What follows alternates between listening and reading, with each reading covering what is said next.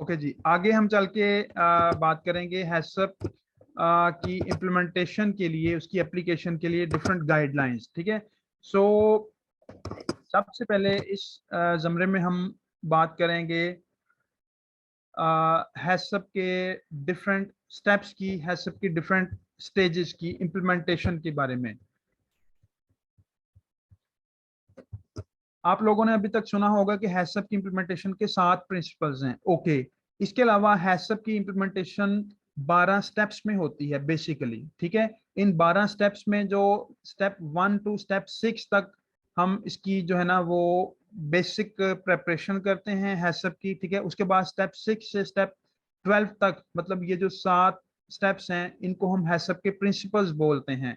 So step 1 में क्या होता है, हमने फॉर एग्जांपल आप एक कंसेप्ट को अपने माइंड में रखिए कि किसी भी इंडस्ट्री में हैसअप को इम्प्लीमेंट करना है। हैसअप को इम्प्लीमेंट करने के लिए सबसे पहले हमें रेलेवेंट कॉम्पिटेंसीज की, रेलेवेंट जो है वो मैन पावर की जरूरत होगी, जिसमें हम हैसअप की टीम को फार्मुलेट करेंगे। हैसअप की टीम को फार्मुलेट करने के लिए हमें फूड टेक्नोलॉजिस्ट की रिक्वायरमेंट होगी या रेलेवेंट कॉम्पिटेंट पर्सन की रिक्वायरमेंट होगी, क्वालिफाइड पर्सन की रिक्वायरमेंट होगी। उसके बाद स्टेप 2 में क्या है, हम प्रोडक्ट देखेंगे कि कौन सी प्रोडक्ट है, किस प्रोडक्ट पे हमने हैसअप को इम्प्लीमेंट करना है।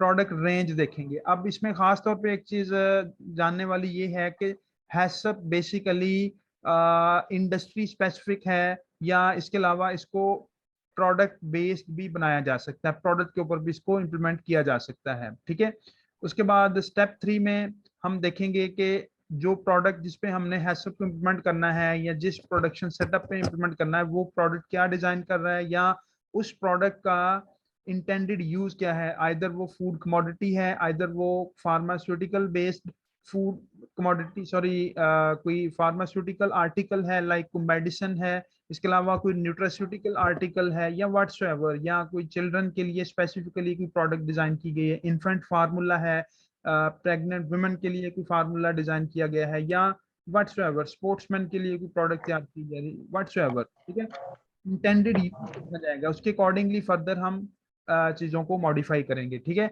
उसके बाद प्रोसेस फ्लो डायग्राम हम देखेंगे कि जो प्रोडक्ट तैयार की जाएगी उसकी प्रोसेसिंग में कौन कौन से स्टेप्स इन्वॉल्व हैं, उसकी प्रॉपरली एक पेपर वर्किंग होगी, पेपर पे उसका फ्लो डायग्राम डिजाइन किया जाएगा कि पे किस स्टेज पे कौन सी मशीनरी इन्वॉल्व है,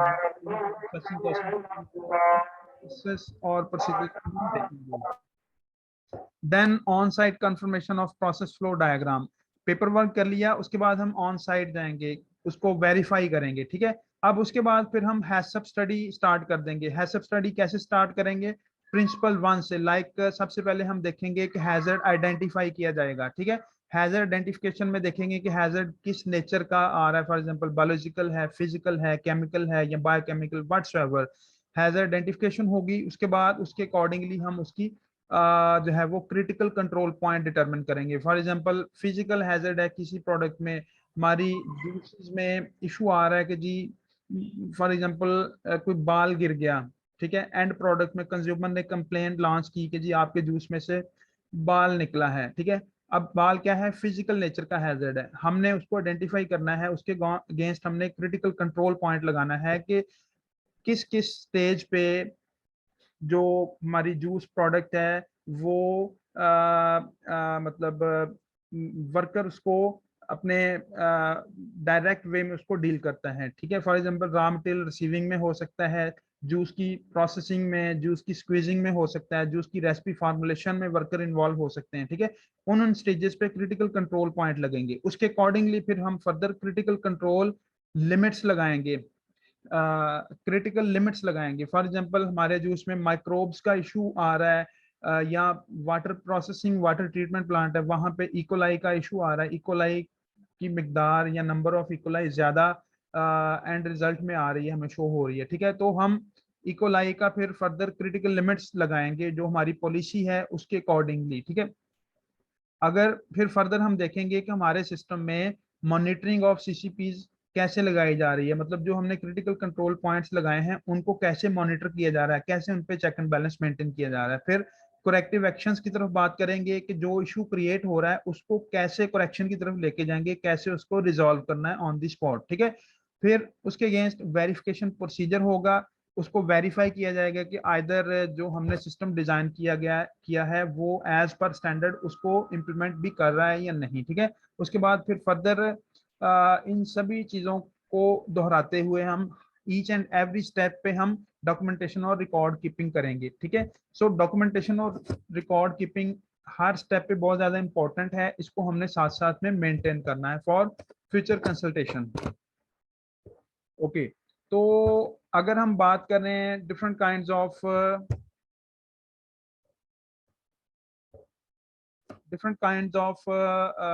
करेक्टिव एक्शंस की या इश्यूज की, ठीक है, उसमें हम मुख्तलिफ किस्म की चेकलिस्ट डेवलप कर सकते हैं। लाइक जैसा कि फूड सेफ्टी की ट्रेनिंग में मैंने बताया था कि इस तरह की चेकलिस्ट को हम डेवलप कर सकते हैं। इसमें हम देख सकते हैं कि ये पर्सनल हाइजीन की चेकलिस्ट है, इन तमाम पैरामीटर्स को अकॉर्डिंगली हम इम्प्लीमेंट कर सकते हैं। इसी तरीके से उसकी करेक्टिव एक्शन यहाँ पे लिखे जाएंगे, सुपरवाइजर अपने सिग्नेचर से इसको मार्क करेगा। इस तरीके से शिफ्ट वाइज और डेट वाइज सभी पैरामीटर्स को इम्प्लीमेंट किया जाएगा, और जो नॉन कन्फॉर्मेंसीज होंगी उनको रेडिकेट किया जाएगा और उनके अगेंस्ट करेक्टिव एक्शंस को डिस्क्राइब किया जाएगा।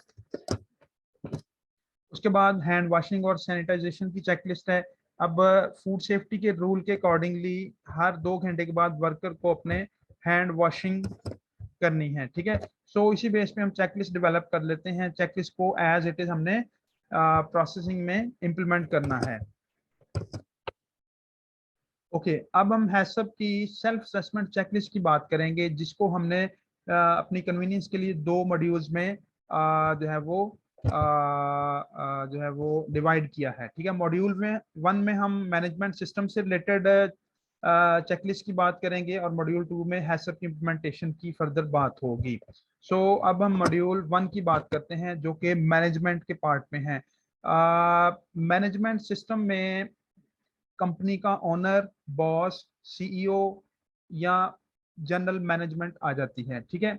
मैनेजमेंट की पार्ट पे डिफरेंट काइंड्स ऑफ रिस्पॉन्सिबिलिटीज आती हैं। लाइक मैनेजमेंट ने different kinds of resources provide करने हैं, मैनेजमेंट ने अपनी कमिटमेंट देनी है उस प्रोजेक्ट को लॉन्च करने के लिए, ठीक है। मैनेजमेंट ने इम्प्रूवमेंट के लिए मैकेनिज्म वजह करना है कि हैसअप की स्टेज पे कैसे वर्क कर रहा है, फर्दर फूड सेफ्टी से रिलेटेड जितने भी इश्यूज हैं उनको कैसे देखा जा रहा है या ऑन द स्पॉट वेरिफिकेशन कैसे की जा रही है। उसके बाद मैनेजमेंट ने एक रोड मैप देना है, क्वालिटी पॉलिसी देनी है, उस क्वालिटी पॉलिसी के अकॉर्डिंगली ही फर्दर सारे सिस्टम ने वर्क करना है, ठीक है।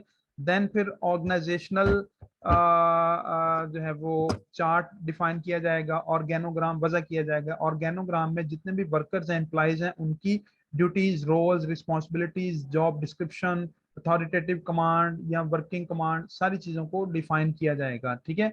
और इसमें देखा जाएगा कि सिस्टम कैसे वर्क करेगा, और डॉक्यूमेंट कंट्रोल में फिर जितने भी स्टेप्स ऊपर हमने डिस्क्राइब किए हैं सभी को हम डॉक्यूमेंटेशन में लेके आएंगे। किसी लेवल पे हमने कोई फ्लो चार्ट डिफाइन किया है, डिजाइन किया है, उसको डॉक्यूमेंट बनेगा। फिर रिपोर्टिंग का document means to say each and everything must be documented and in written form, ठीक है। अभी आप लोगों के कोई क्वेश्चन है तो आप प्लीज अपने पास नोट डाउन करें, at the end of the training हम इन क्वेश्चंस को एड्रेस करेंगे। ओके, अगर हम डॉक्यूमेंटेशन की बात करें तो तकरीबन 10 से 11 मुख्तलिफ किस्म के डॉक्यूमेंट्स डेवलप किए जाते हैं हैसअप की इम्प्लीमेंटेशन में, ठीक है। सो जैसा मैंने बताया है, फॉर एग्जांपल एक चेकलिस्ट पर्सनल हाइजीन की हो सकती है, हैंड सैनिटाइजेशन की हो सकती है चेकलिस्ट, या इसके अलावा इन्वेंट्री कंट्रोल की, सीसीपीज की चेकलिस्ट हो सकती है, क्रिटिकल लिमिट्स के लिए चेकलिस्ट हो सकती है, करेक्टिव मेयर्स या करेक्टिव एक्शंस के लिए चेकलिस्ट हो सकती है या डॉक्यूमेंट हो सकता है, ठीक है। इसी तरीके से मुख्तलिफ अदर डॉक्यूमेंट्स डेवलप किए जाते हैं for the purpose of correspondence with consultants और अदर एक्सपर्ट्स कंसर्निंग हैसअप प्लान डेवलपमेंट। अगर आपने फर्दर सर्टिफिकेशन के लिए जाना है तो फिर भी हमें इन्हीं डॉक्यूमेंट से रब्ता करना पड़ेगा, ठीक है। तो आगे हम स्लाइड में डॉक्यूमेंट्स की बात करते हैं। लाइक क्रिटिकल कंट्रोल पॉइंट्स के लिए, सीसीपीज के लिए डॉक्यूमेंट, इसका आप सैंपल देख सकते हैं। इसमें प्रोडक्ट का नाम लिखा जाता है, फिर सीसीपी नंबर लिखा जाता है, उसका हैजर्ड डिस्क्रिप्शन और कंट्रोल मेयर लिखी जाती हैं, फिर उसके अगेंस्ट क्रिटिकल लिमिट्स डिफाइन की जाती हैं, उसके लिए मॉनिटरिंग प्रोसीजर क्या है उसको डिफाइन किया जाता है, डेविएशन प्रोसीजर क्या है, वेरिफिकेशन प्रोसीजर क्या है, और further HACCP record